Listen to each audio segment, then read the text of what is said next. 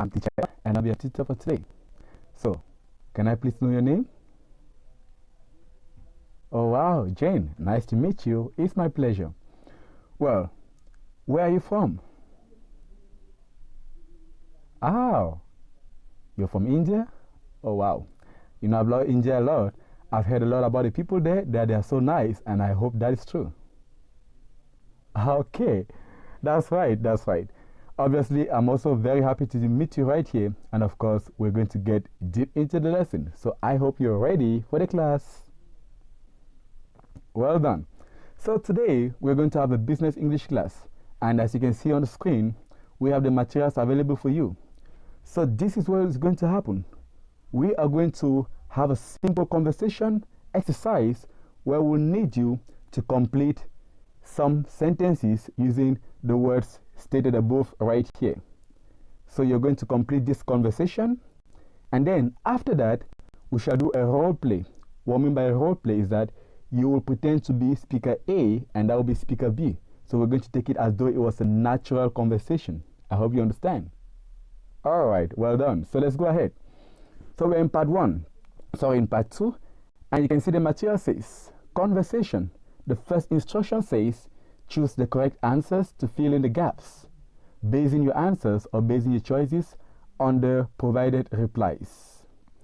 So it means you are going to use these words up here, and of course you're going to complete this conversation below here. So can you go ahead and try the first? I'm sure you can do that.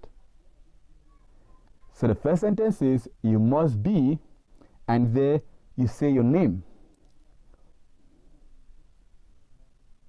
You understand? Yeah. And then of course, after that you have the sentence am, and I'm going to say my name in that case. So this is what's naturally going to happen. I will take the first part of the conversation, and then you take the second. So it will be easier for you to complete the sentences. As you can see, the space begins from the second conversation. So I hope you got that. All right, let's go. You must be Jane. I'm Emma. Now you complete B with the right choice from the sentence, from the words above. So which word do you think can go there? When you meet someone and the person introduces himself to you, what's the next thing you naturally say? Oh, well, nice to meet you. That's very good. You're brilliant. And of course, nice to meet you will be the right sentence. And after nice to meet you, you mention your person's name. So, for example, I said I'm Emma, and you're going to say nice to meet you, and you say Emma. Nice to meet you, Emma. All right. Now let's move on to the next. I'm going to say, remember I'm speaker A, so I'll say, come on in. Have a seat. Do you have a copy of your resume? And then you complete the next part of the conversation. It says, yes, I also have 2 letters of blank from my former teachers. So naturally, when you are applying for a job, a resume is needed, and sometimes we also ask for a letter of, which of the words above there completes? Oh, not punctual, not exactly. You know, punctual is not one of the documents needed when applying for a job. There's one document, and this is document given to you by some of your previous employers. Oh yeah, very good. That's of course a recommendation letter. That's brilliant for you, Jane. So yeah, we're going to complete by saying, yes, I also have 2 letters of recommendation from my former teachers. Now I'll take over the next sentence by saying, I see. Well, going forward, how would you describe yourself using short adjectives? And obviously, you're going to use 2 adjectives in this case to complete. Remember the words we've used already, and the 2 left would obviously be the one to fit in these spaces. So can you guess which words we're going to use in completing I'm hardworking, blank and blank? Oh wow, that's very good. Of course, the sentences will be well organized and punctual, which should now give us a sentence, I'm hardworking, well organized and punctual. Bravo, that's a great job. You're really doing so well. Now, after that, we'll obviously wrap up the conversation, and I'll take the next sentence again by saying, all right, how do you see yourself 5 years from now in your career? And after that, you're going to give me your own answer from whatever you think. For example, you might say, 5 years from now, I see myself progressing a lot and getting a new position due to my hard work which I put on in this job. Yes, you can say anything. It's a free conversation in that particular part of the activity. So we are done with part 2 of this conversation, and you have been amazing. Great job. Now let's move on to the next part, which is obviously part 3, and obviously it's still about vocabulary. Yeah, we're still on vocabulary. And right here, we're going to do a pretty much easy exercise. And as you can see here, the exercise is asking us to do what? Match the pictures with the correct words. Yeah, match the pictures with the correct words. So we have 6 pictures here in total. And of course, we have 6 words right here on the left side of the screen. And these words are what we're going to use in matching up these photos. You look at the picture, you kind of imagine what profession that is. And obviously, from the options there, you select and tell us. So let's start with picture A. Again, I'm sure you can do a great job. So shall we? Okay, good job. So what do you see on picture A? How do you think we call this job?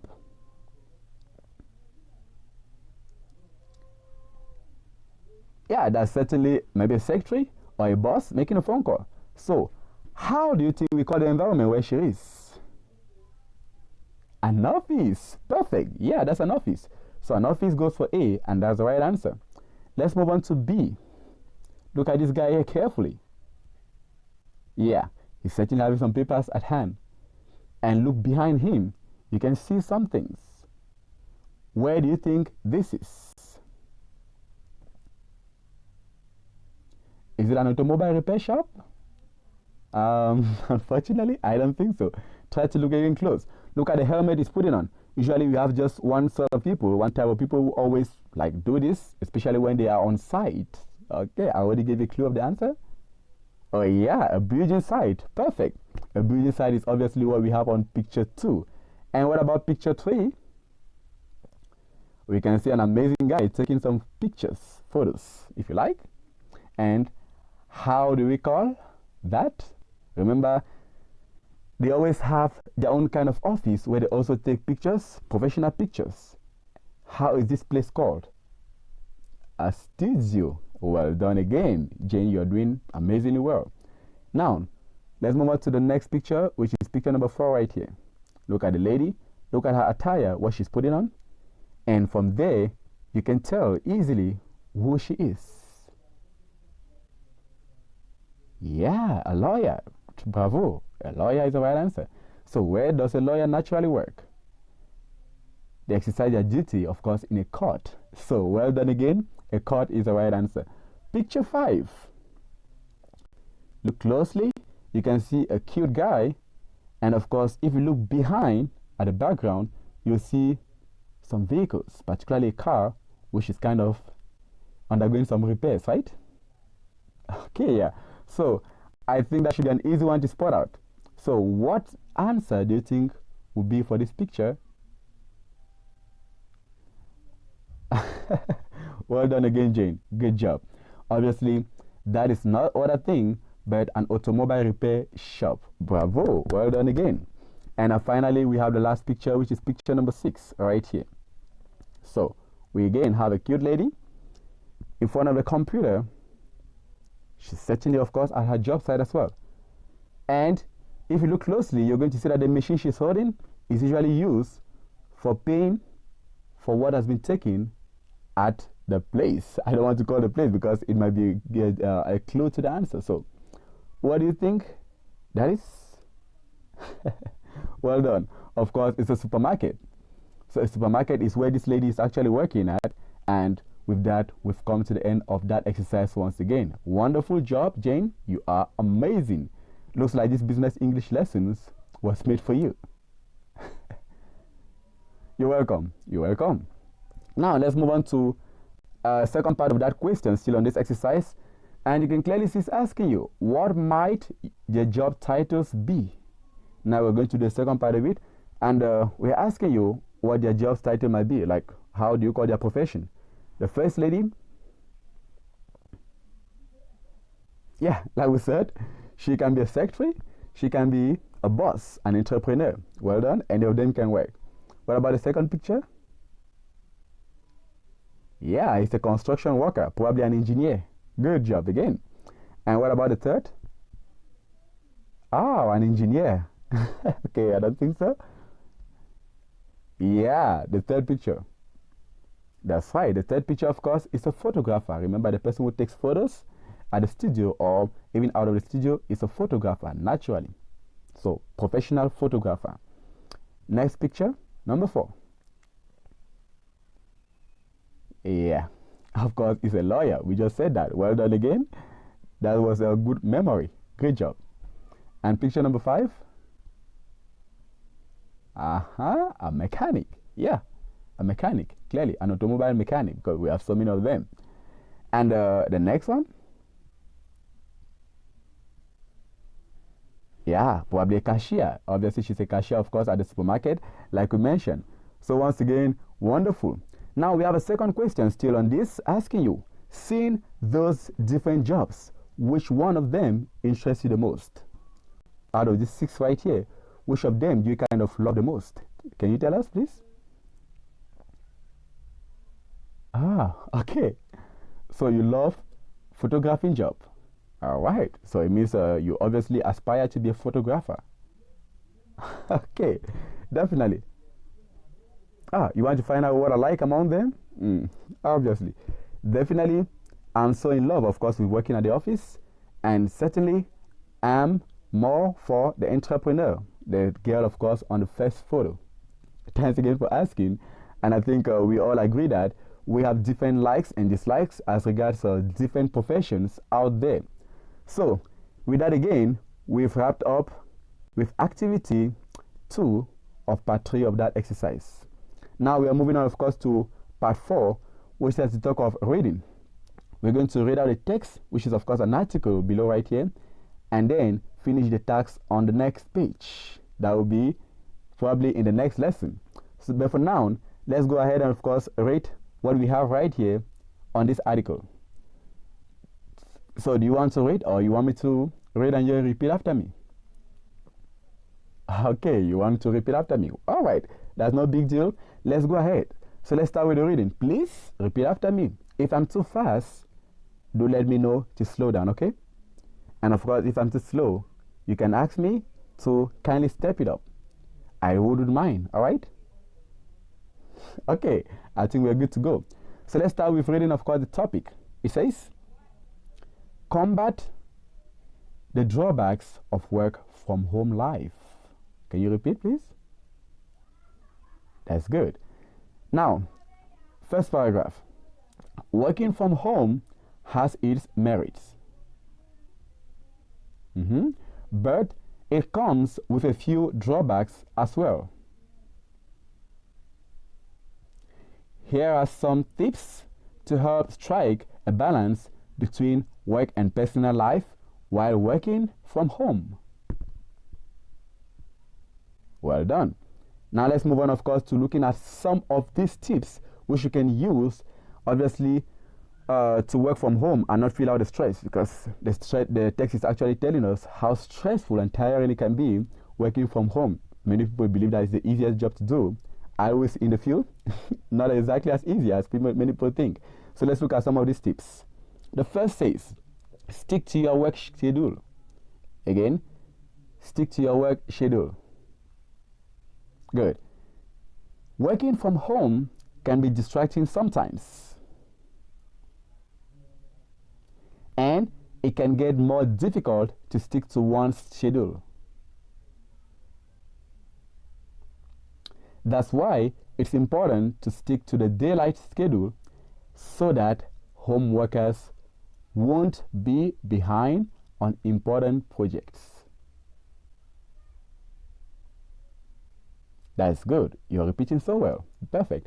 Now, that was for the first point, and I hope you understood very well. If you've not understood, remember, you can ask me to explain further.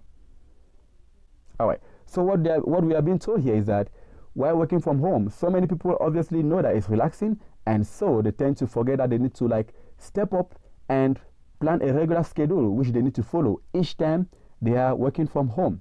Because the moment you arrange a specific schedule, it helps you like be organized. It helps you stay professional because you know exactly what you have to do and at what time. So that's exactly what I'm saying, all right?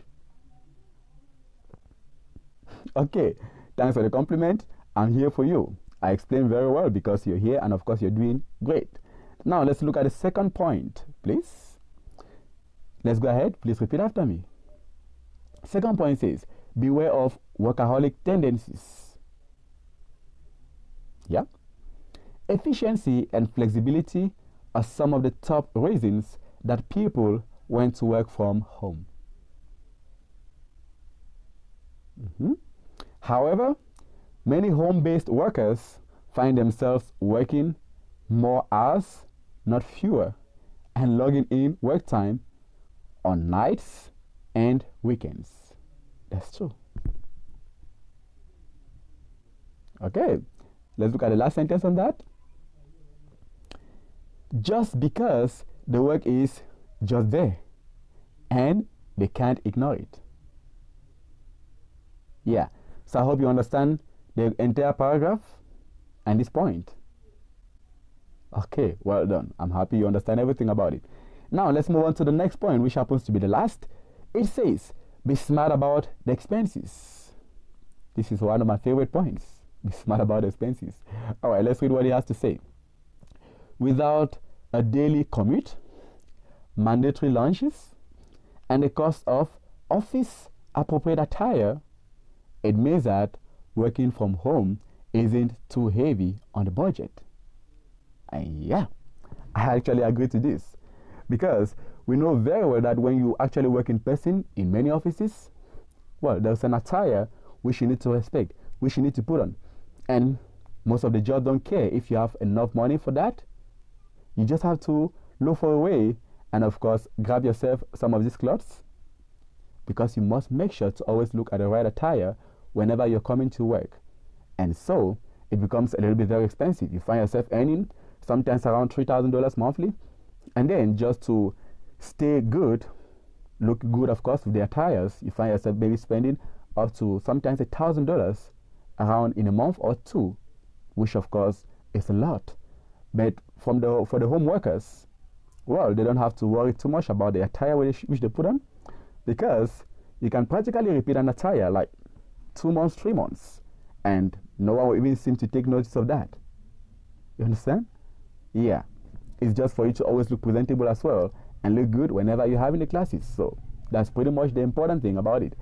And Jane, this is where we come to the end of the lesson. In the next class, like we said, we are going to again quickly review through this passage and answer some comprehension questions under this, at least for us to see if you completely understood what this article was talking about. All right? Hope you enjoyed the lesson. Yeah, I did enjoy it too. It was a pleasure having you around, and I hope, of course, to see you pretty much next time. So for now, it's time for me to say bye-bye. Ciao, ciao. See you next time. Okay. Yeah, have a good day. Bye-bye.